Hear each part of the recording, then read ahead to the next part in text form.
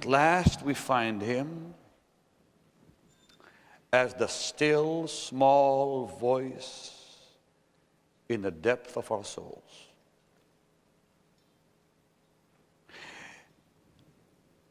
The nothingness of self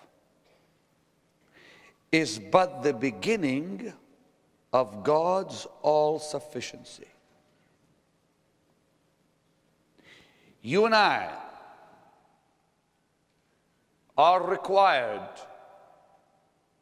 to pass through the storm, to pass through the earthquake, and to pass through the fire.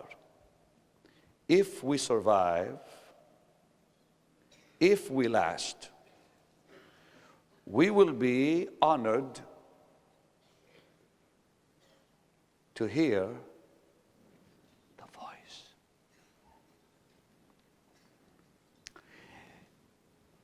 And when you hear that voice, you will hear it when your soul empties itself and you come to the place where suddenly the nothingness of you and self becomes the beginning of God's all-sufficiency. The moment you hear that voice, that glorious, still, small voice, it will arrest your attention. It will calm your hearts, and it will linger in your memory. You cannot ever hear that voice without it arresting your attention, filling your heart,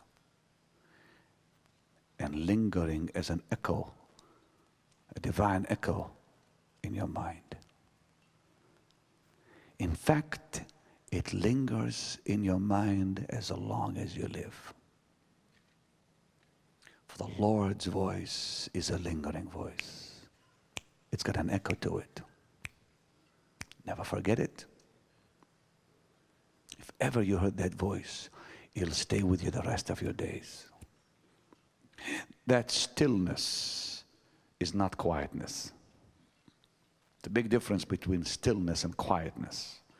Anybody can be quiet. Very few know how to be still. Stillness is the result of storms, earthquakes, fires. If you survive, you'll have nothing left in you. You will be still, for sure. You'll be struck with stillness. Some of you have been there.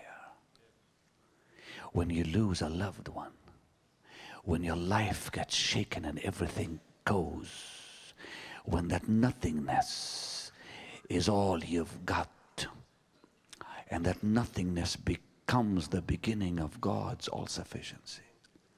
You come to that place and you think, I got nothing now.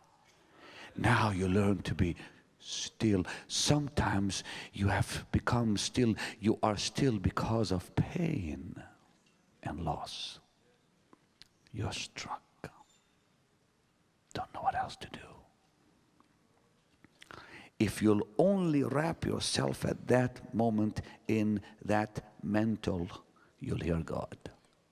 The problem is so many come to that place because of tragedies in life, and now they're still and struck with awe, not knowing what to do, but they forget. They forget. They can't hear him until they. And that, my friend, is called intimacy with the Spirit.